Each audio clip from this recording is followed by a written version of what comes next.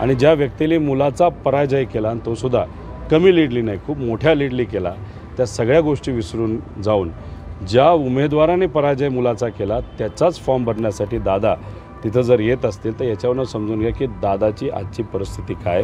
त्याच्याचबरोबर दादा ह्या सगळ्या गोष्टी विसरल्या असतील तरी मला पार्थला सांगायचं आहे, मी काय विसरलेलो नाही.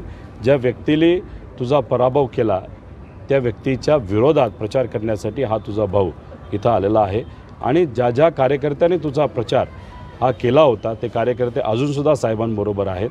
आणि जे आपले बारणे उमेदवार आहेत विरोधी पक्षाचे महायुतीचे त्याच्या विरोधात आम्ही सर्वजण इथं लढत आहोत.